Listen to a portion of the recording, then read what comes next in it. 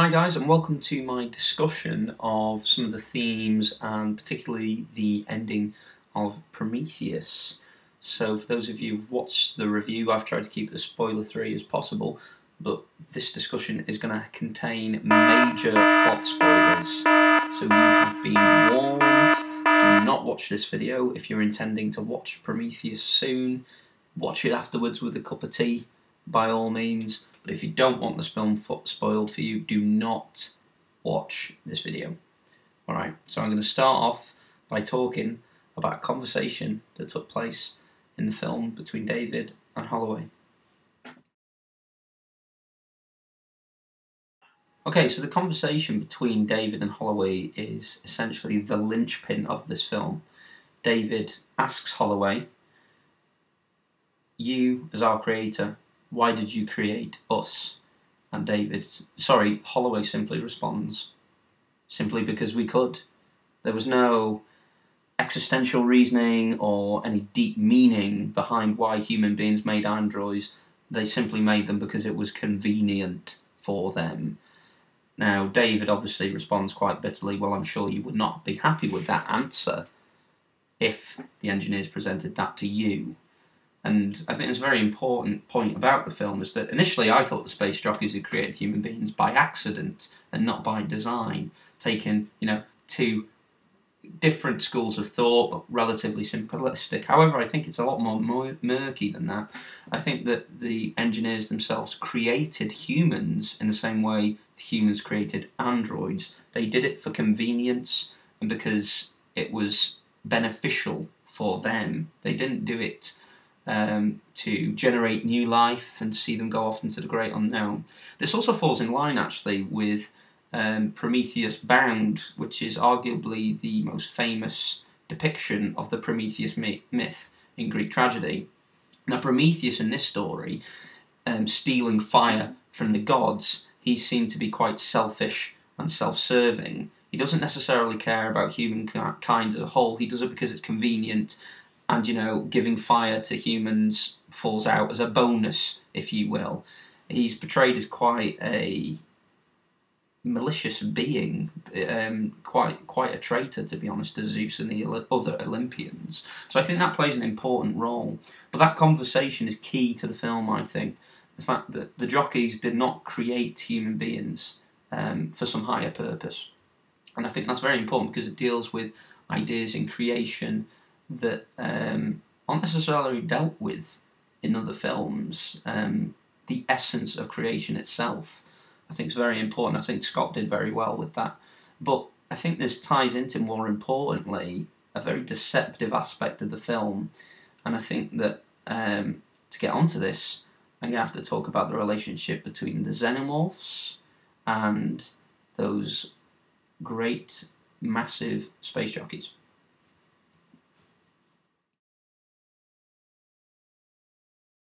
So the master and slave argument.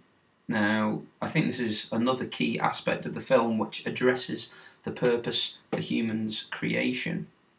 Now, the master and the slave in this case can be either the engineers or the xenomorphs. So, somewhat controversially, here is my answer for the masters. That's right, I think it is the xenomorphs, not the engineers, who are the masters. Now, the reason why I say this is the image that I showed you before was the Muriel in the film that Holloway comes across in the antechamber of the engineers.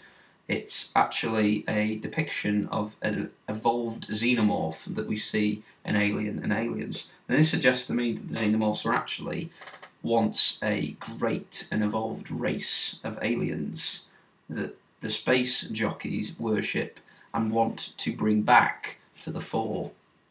I think easy arguments for this is you obviously see in religious dogma, you see the worship of deities and entities.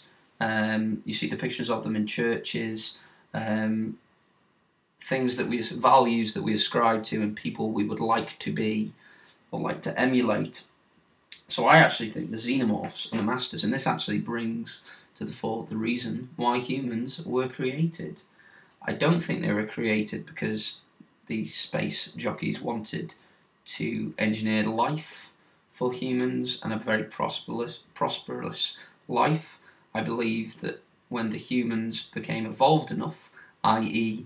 when they have the capacity to contact the jockeys would come to Earth, incubate human beings with the xenomorphs,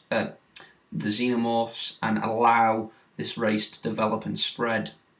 So I don't think it's tied into some massive philosophical argument. I think it is because genuinely the space engineers could engineer life on Earth, and they could do that, so it's beneficial to them to bring about and back their once great deity, which is the xenomorph. So the last point that I'm going to address with this is the memories of the engineers, and a key aspect of one particular memory, the 2,000-year-old timeline.